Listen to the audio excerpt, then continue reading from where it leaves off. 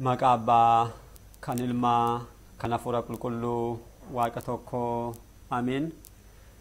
Dhiifamaa fi tolummaa isaa nuuf baay'isee Waaqayyo Abbaan keenya akka baay'ina cubbuu keenyaa osoo hin taane akka tolummaaf dhiifama isaatti eegee tiksee hanga isaa kanatti kan nu ga'e maqaan isaa qulqulluun guddaa kan galatoomeef kan ulfaate nuuf haa ta'u.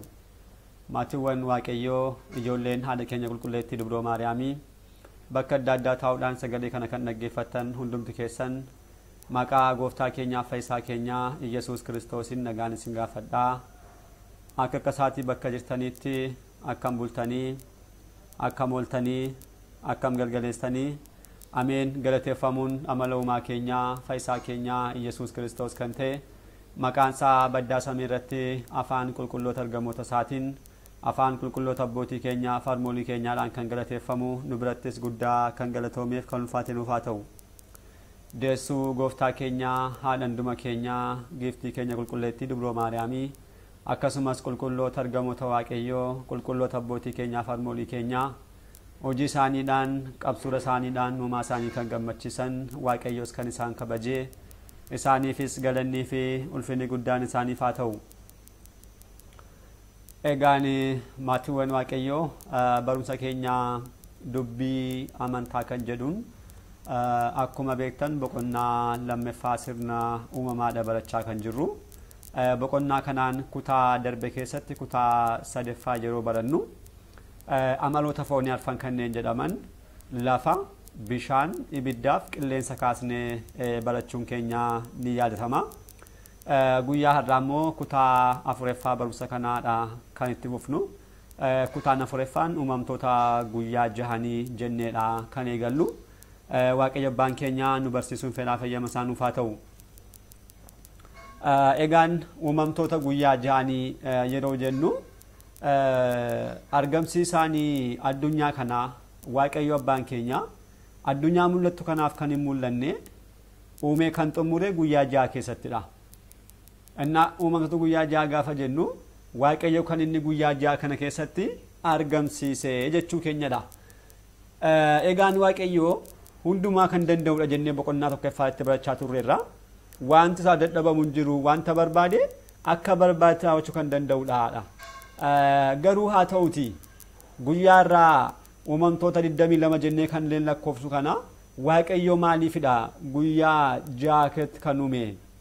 Guyyaa tokkotti uumuu maaliif dadhabe moo hin dadhabne maaliif akkas taasisa jennee yeroo gaafannu dhuguma gooftaan keenya hunduma kan danda'udha. Wanta barbaade haala barbaade raawwachuu danda'a. Uumamtoota argaman kana daqiiqaatti sekoondiitti uumuu kan danda'udha. Garuu inni haala beekeen hundumayyuu seeraaf haalaan raawwachuudhaaf jedhee maal taasiseera? Uumamtoota kana guyyaa jahatti qoqqooduudhaan guyyaa jaha keessatti uumee xumureera jechuudha. Kana taasisuun isaan immoo Waaqayyoo sirna kan nama barsiisudha.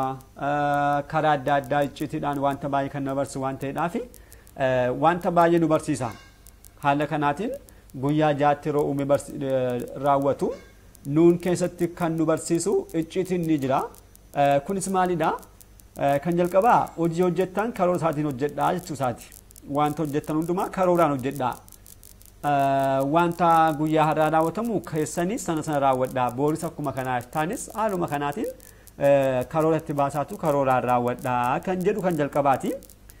Kan lammaffaa immoo waan tokko har'uma kan eegalle amma kana xumuruu qabna akka nuti hin jenneefidha. Gooftaa keenya yeroo laallu inni osoo danda'u maal taasiseera? Dhiiseera. Raawwachuudhaaf osoo danda'u garuu ture guyyaa tokkotti uumama muraasa guyyaa lammaffaattis xiqqoo sadaffaattis haaluma kanaatiin taasisuudhaan kanneen har'a galu kan akkuma nuume isinis immoo wanta raawwattan har'uma kanan xumuraa jettanii yaadinaa kan jedhudha. Wanta raawwannuudhaaf yeroo baasne guyyaa har'aa amma ta'e irraa raawwachuu boonis akkuma kanaa raawwachuu karoora yeroo dheeraa yeroo gabaabaatti baasuudhaan wanta raawwannu haala kanaatiin raawwachuu akka qabnuudhaaf Waaqayyo hojii isaa kanaan kan nu barsiiseera jechuudha. Kan biraan immoo hojii keessan boodas immoo boqodhaa kan jedhus immoo nu barsiisuufidha. Boqonnaa akka barbaachisu jechuudha.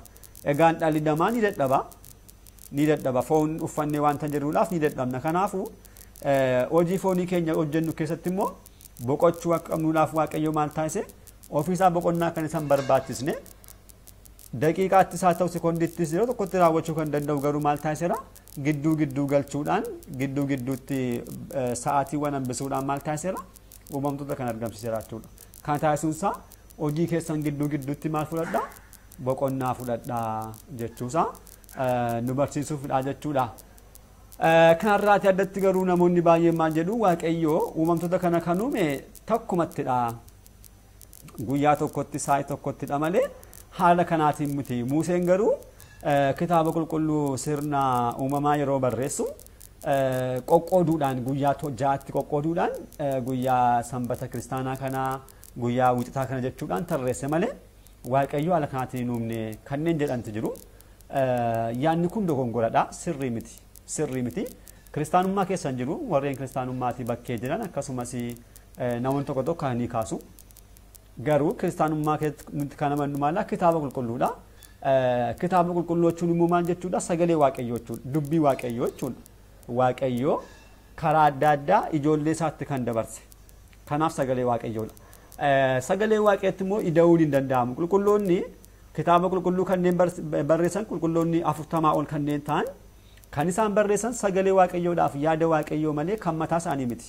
Musees yoo fudhannee maal taasise gara tulluu Siinaatti bahuudhaan sagalee yoo dhaga'u waaqayyoo kan itti hime tokko lama jedhee tartiibaan maal taasise barreesse malee yaada isaa kan itti dabaleen qabu jechuudha. Kanaafuu Museen kan barreesse kan waaqayyoo itti hime sirreesse osoo hin taane kan waaqayyoo itti hime irraa kaasuudhaan osoo hin taane akkuma waaqayyoo itti himetti maal taasise akkuma sanaatti barreesse kaa'e jechuudha. Kanaafuu warreen akkas jedhan sirrii akka hin taane yaadni kun yaada sobaa ta'uusaa waaqayyoo immoo kan uume sirrii akkuma jalqaba kaasne guyyaawwan 6 keessatti raawwachuusaa barumsa kanaan ni barannaa jechuudha. Egaan guyyaawwan 6 kana gaafa jennu tokko tokkoon guyyaawwan 6 kana tarreessuudhaan uumamtoota kanneen kantu uumame kan jedhu gara barachuuttidha kan dabarru amma.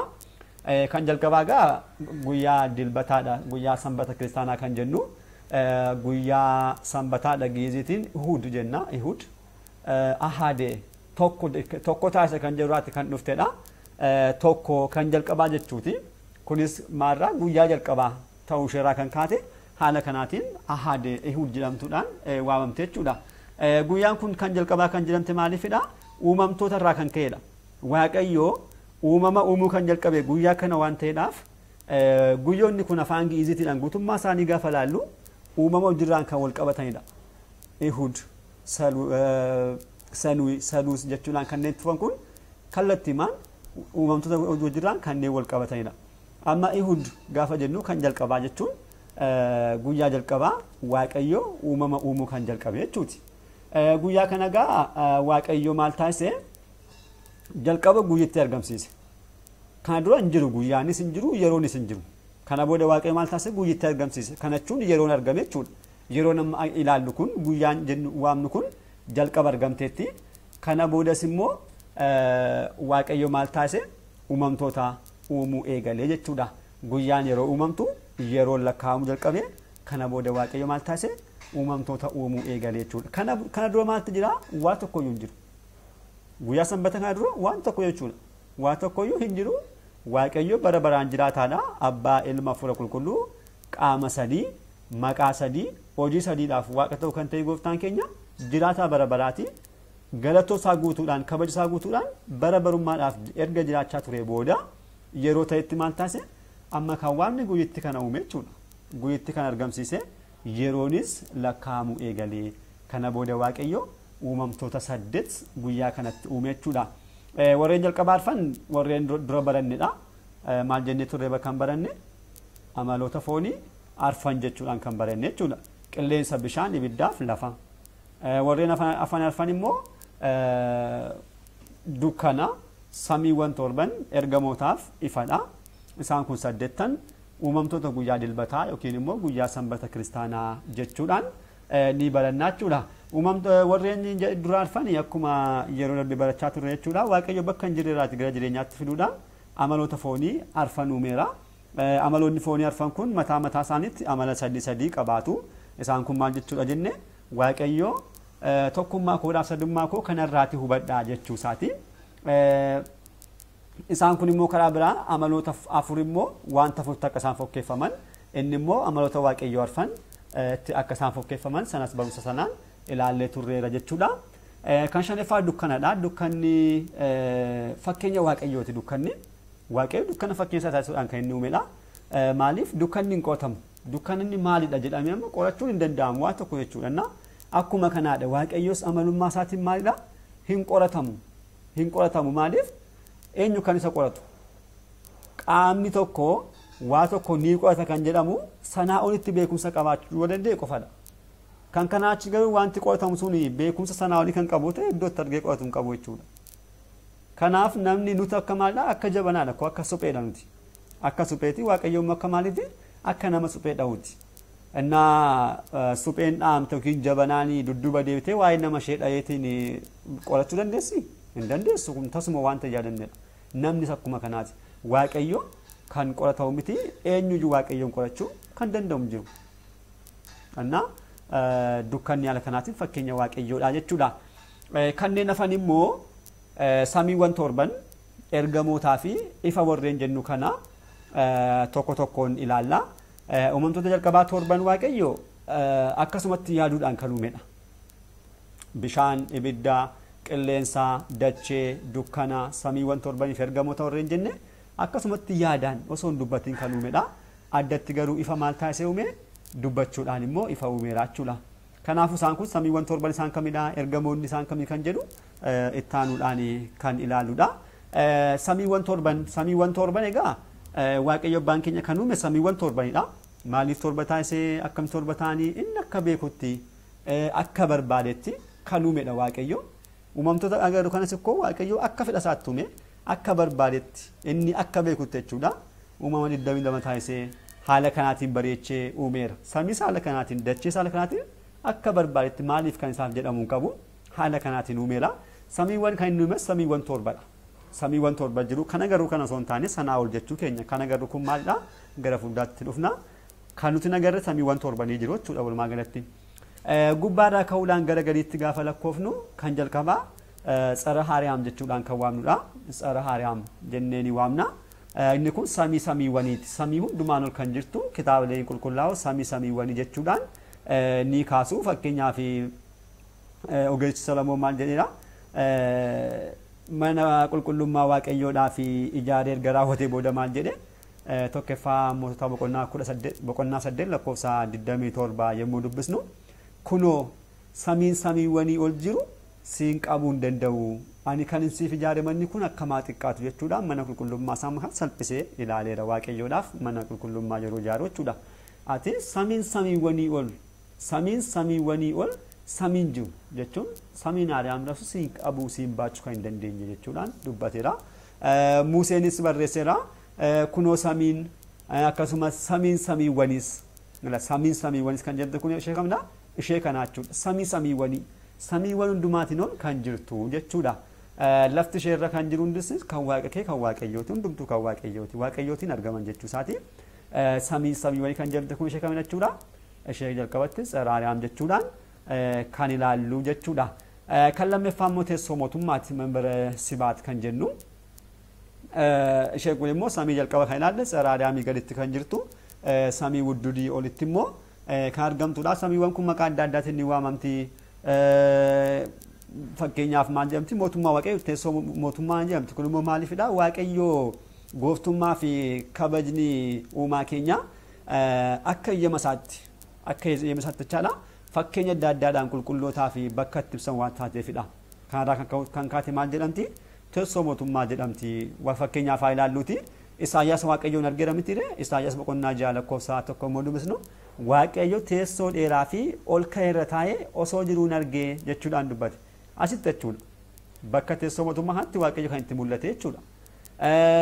Waaqayyo bakka itti galateeffamu samii ta'uu isheetiin immoo membara tsabaawwati namti bakka waaqayyoof galatoon itti dhiyaatu. Samiin kuni kiruubeel baatee wanta jiruudhaaf sanarratti waaqayyoodhaaf galanni bakka waaqayyoof dhiyaatudha. Iftuudha samittiin kun akkasumas immoo ifti waaqummaa kan ittiin ibsamu ta'uu isheetiin immoo teessoo ifaas jedhamuudhaan ni waamamti jechuudha. Yohaannis mul'ata boqonnaa 4 barreesseera. Isaayyaas boqonnaa 6 barreesseera.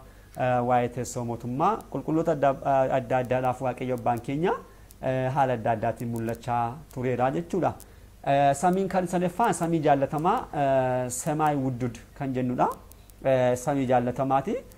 Samiin kun samii akkamiiti? Kirubeela diriiree membara mangistiidhaaf akka walalii galmaa kan ta'ee fi teessoo membara mangistiitti diriirfamee samii ifaadha. Samii akkamiiti? Kirubeela diriiree kan jirudha. Kirubeela diriiree kan jiru membara mangistii kan jenne samii ishee lammaffaa teessoo mootummaadhaaf samii akkamiiti? Akka walalii galmaa ta'uudhaan diriirfamee kan jiru jechuudha. Karaa biraa maal jechuu dandeenya? Teessoo Sillaasee kan kiruubel baatan jechuudhaan kitaabni kan dubbatu samii kanadha. Teessoo kiruubel, teessoo Sillaasee kan kiruubel baatan. Isa kana Hisqeel maal jedhaa boqonnaa tokko lakkoofsa 22 kaasnee 27 dubbisne mataa bineensota sanarraas xefer kan fakkaatu kan nama sodaachisu cabbii kan fakkaatu mataa isaaniirra diriireetu jira. Inni kun samii kanadha. Mataa bineensota sanarraas mataa bineensota jechuun kiruubel jechuudha. Mataa isaaniirras xefer kan fakkaatu xefer jechuun kan agarru kana jechuudha. Isa kan fakkaatu kan nama sodaachisudha. Cabbii immoo akka cabbiis immoo kan fakkaatu baay'ee adii kan ta'e mataa isaaniirra diriiree jira. Samii kana jechaadha. Mataa kiruubel diriiree kan jiru. Kiruubelis akka ta'an hubadhe. Isaan akkasitti baatan kun immoo kiruubel akka isaan ta'an nan hubadhe jechuudhaan immoo warreen kiruubeliin immoo dubbateera jechuudha. Kiruubel teessoo Sillaasee baatu gaafa jennu akka karaa lama hiikama tokko akka kopheeti. Kophee keenya amma ilaalame. Kophee keenya nuti baatamu kopheetti nu baata jennee dubbachuu dandeenya. Kopheen keenya dura jira garuu nuti baatee deemtee kana jechuudha. Waaqayyo unkaan kiruubelii naa turuuti addunyaa kana baatee kan jiru sadha. Waaqayyo kan jiraatu addunyaa kana keessa miti. Ni beennani kan. Waaqayyo jireenyi isaa mootummaan isaa wanti hundumti isaa kan waaqayyo addunyaa kanaan alattidhaan addunyaa kanaaf yeroo keessatti kan ilaalamu miti. Inni yeroo kanaan alatti kan jiraatu waaqayyoon addunyaa kana iyyuu baatee kan jiru dachee kana baatee kan jiru bishaan baatee kan jiru isaadha waaqayyoodha. Waaqayyo alatti jiraachuu hin danda'an jecha jarreen kun garuu maaliif tokko akka caammaadha akka kopheeti lammaffaa immoo akkas ta'e waan itti mul'atuufidha. Akka waaqayyoon teessoo waaqayyoo akka baatanitti fokkaatee waaqayyoo haala kanaatiin waan ta'u isaaniif mul'atuudhaaf haala kanaatiin jedhame malee dhuguma kiruubelti teessoo waaqayyoo baata akka jedhanii kallattii maan akka hiikamutti miti jechuudha. Haala kanaatiin kan hubatamu jechuudha. Samiin afuraffaa Yerusaalem isa shamiidha mootummaa waaqayyoo kan jennu jechuudha. Mangista samayaati jechuudhaan gooftaan keenya wangeela Maatewos boqonnaa 3 irratti kan jalqabee boqonnaa 13 immoo mootummaa waaqayyoo maalittan fokkeessa jechuudha. Bakka baatti kan kaase samii ishee kanadha. Yerusaalem ishee samii jedhamti. Samiin kun samiiwwan torbaniif giddu galeettiidha. Warreen jalqabaa sadan kan gubbaatti ilaalle kan gajjallaatti kanneen jiran Iyoorraamaa Erer isheen kun gidduutti argamte jechuudha. Olii 3 jira, jala 3 jira, gidduutti kan argamtudha jechuudha. Addaamiif kan kennamtedha. Akkasumas immoo abdii kiristaanota gara fuulduraati. Akka mana qulqullummaa roga 4 kan qabdudha. Balbala 12 kan qabdu. Qaamni ishee hundumtuu ifaa kan ta'edha. Kitaabni qulqulluun bakka baay'eetti kaaseera. Barumsa gooftaa keenyaa irraa ilaalle mootummaa waaqayyoo dhiyaatteetti gaabbii galaa jechuudhaan gooftaan keenya kan dubbate. Wangeela Maatewos boqonnaa 3 yommuu dubbisnu ishee kanadha jechuudha. Bakka kana akka galtaniidhaaf gaabbii galaa jechuusaati. Darbees immoo kana maalittan fokkeessaa jechuudhaan kaasaa ture. Mootummaa waaqayyoo maalittan fokkeessaa jechuudhaan kaasaa ture. Mootummaa waaqayyoo kana kanatti fokkeeffamte jechuudhaan fakkeenya adda addaa ibsaa ture ishee kanadha. Qulqulloonni dubbataniiru. Fakkeenyaaf qulqullichi Phaawulos maal jedha kan gurri hin dhageenye ijis kan hin agarree laphee namaatiinis kan hin yaadamne waaqayyo warra jaalataniidhaaf kan qopheesse jechuudhaan waa'ee sanitti kan dubbate. Tokkoffaa Qorontos boqonnaa 2 lakkoofsa 9 yommuu dubbisnu jechuudha.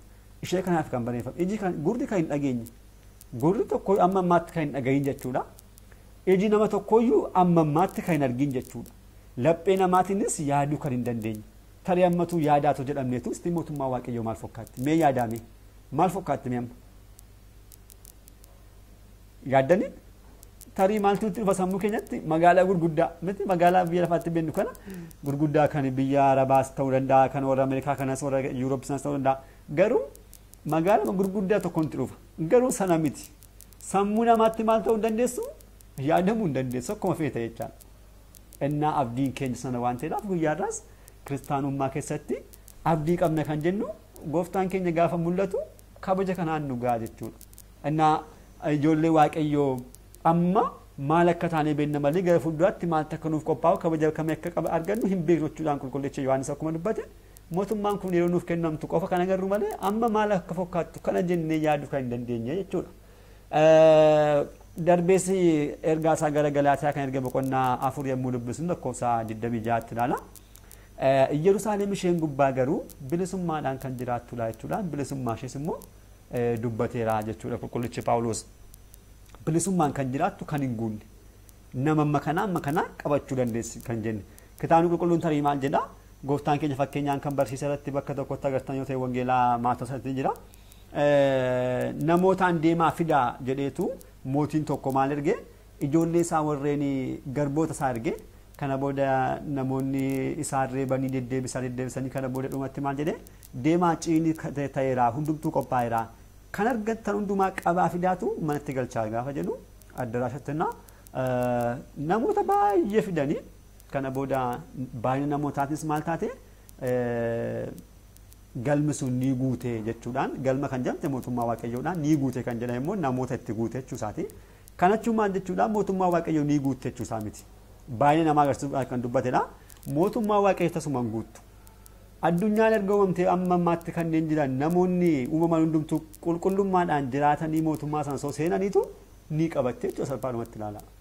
Gara fuulduraatti samma dhufaatii gooftaa keenyaatti namoonni dhalatan hundumtuu qulqullummaadhaan qajeelummaadhaan yoo jiraatan amantaa gaariidhaan yoo jiraatan mootummaa waaqayyoo galuudhaaf ni ga'a hundumtuu nama kana hundumaa qabachuu kan dandeessu jechuudha. Tasuma kan hin guunne jechuudha walumaa galatti. Innaa sammuu namaatti yaadamuu hin dandeessu kan jedhamte kabajni ishee bal'ina ishee amma kanatti yoo yaadne kabaja ishee immoo ilaalaan gara mootummaa waaqayyoo ergamoonni sachuma galu ergamoonni baay'ina isaanii beeknu miti isaan sachuma galu dhalli namaa sachuma gala. Innaa hin beekamu jechuudha sammuu namaatti mootummaa waaqayyoo kana jennee yaaduu hin dandeenyu jechuudha. Innaa haala kanaatti beekuu kan qabnu taabonni ni jirti mul'ata Yohaannis boqonnaa 19 lakkoofsa 19 yommuu dubbisnu kana booda manni qulqullummaa waaqayyoo isheen samiirra jirtu ni banamte taabonni waaqayyoos mana qulqullummaa sanatti argamte jechuudhaan qulqullichi Yohaannis mul'ataan kan arge ishee kana mootummaa waaqayyoo jechaadha.